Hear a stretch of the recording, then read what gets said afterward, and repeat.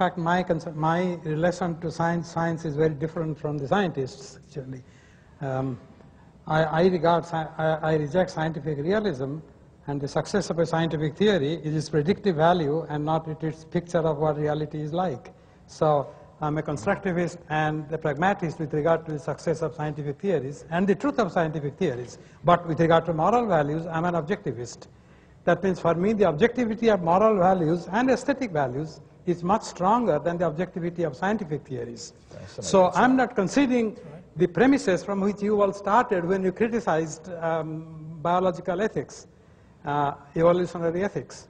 And we assume he also believes it's important to report the truths of scientific theory truthfully. Yes, I think there is an argument against objectivity of values because the values change. We know that there are moral values for the Greeks, which were not exactly the moral values with Christianity. Now, that I easily account for. That means the consciousness of value changes. And many of the values which seemingly were objective were discarded. So the history of mankind establishes certainly a minimal core of moral values pretty well, actually. And I'm willing to go with that, actually. The next question is for Ravi Zacharias.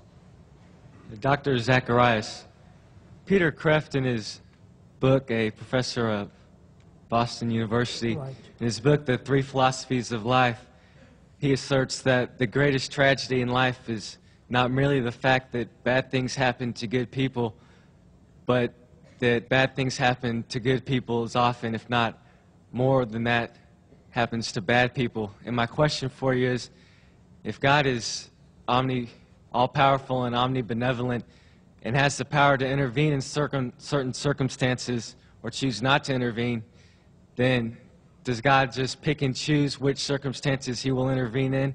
And in the circumstances which he does not intervene, why does he make that decision? And also, why does he seemingly not care? I think Peter Kreeft actually even answers that question in another book of his when he's dealing with making sense out of suffering. I encourage you to read that one too, and his book on Three Philosophies of Life is a superb book. You know, two of the premises that, say, a J.L. Mackie would use in his argument on freedom and God's power. One of the things they assume that, you know, if God is all-powerful, then in his power, he will do everything in his power to stop any evil from happening. And if God is all-loving, a most loving person will do all that he can to keep from any evil happening. So those two premises have to be examined. Point number one, does God's omnipotence really mean that God can do everything?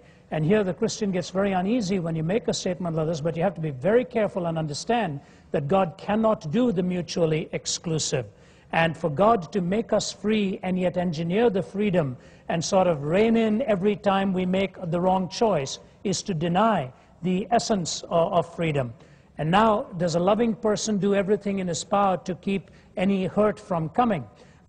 If, for example, then in our society, we take a person who has committed a terrible crime and we put them in jail, are we not good people then for bringing about some degree of punishment in society or corrective in society to put them in jail? No. The reason we would justify that is that there is a morally justifiable reason for allowing whatever it is that is allowed, whether it's pain or whether there's hurt.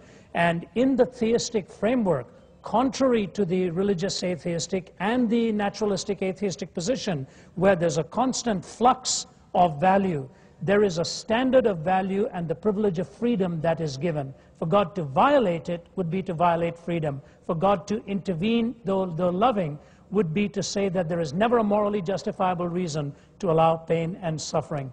In fact, I am convinced that in the final analysis, when we look at the last moments of our existence, it may just be the reality of an awful lot of suffering and pain, even in physical realities around us, that may enable us to see we are not infinite and completely sovereign over ourselves. So the two premises of God's omnipotence and God's loving goodness both have to be carefully defined in order to understand the question. And by the way, Kreeft, I think, does a terrific job of dealing with it himself. Yeah. Dr. Lycan?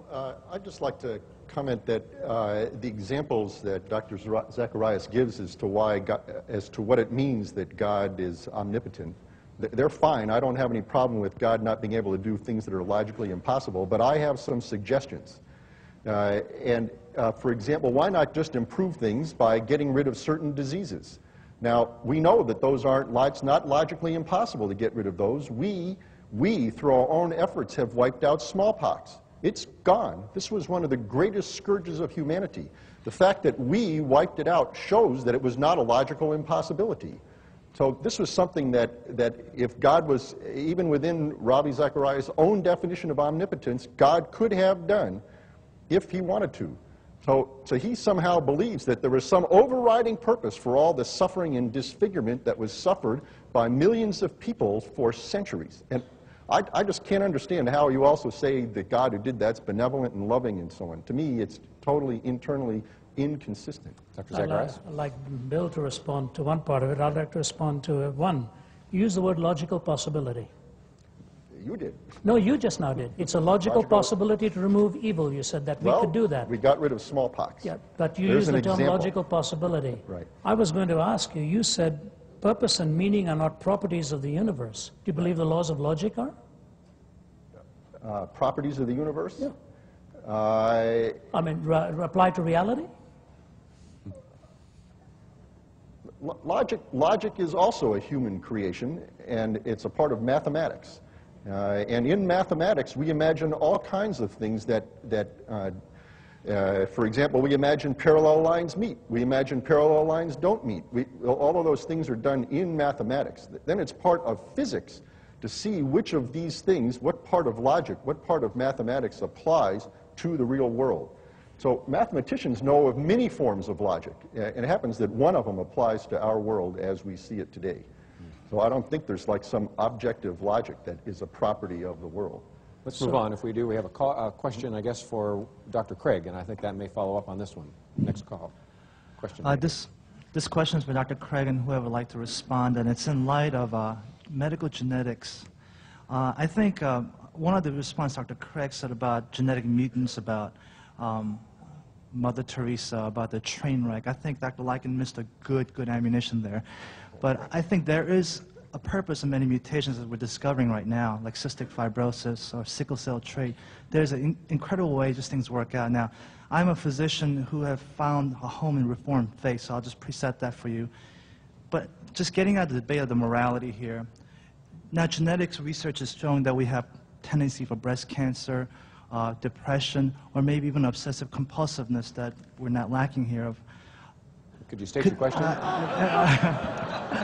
Could you state your question, please? The question I'd like to present is, if we're genetically, and we have a genetic tendency to certain predispositions and so forth, are we really able to come to a same understanding of morality, perhaps? And this is something that, I guess, unfortunately, in all the medical genetic ethics that we are so involved in, morality is something that's so absent from the discussion because everybody's afraid of touching it. Okay. Dr. Craig? If I understand the question correctly, I think that you need to make a distinction between what philosophers call epistemology, which concerns our theory of knowledge, and ontology, which concerns your theory of reality. And the argument that I've been pressing this evening is that evolutionary ethics cannot give you a plausible account of the objective reality of moral values, the ontology of moral values, what Dr. Mohanty is talking about, that these moral values really exist. I don't think naturalism can explain that.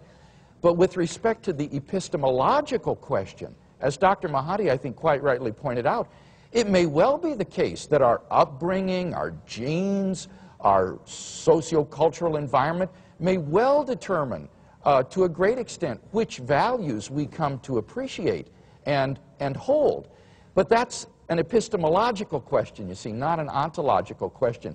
And it's interesting that philosophers have a name for a certain fallacy here called the genetic fallacy, which just is trying to explain away something by showing how the idea originated. To say that moral values are not objective because our apprehension of them arose through the evolutionary process. That's a textbook case of the genetic fallacy. It doesn't matter how you came to apprehend the moral values. The question is, are they actually real? And the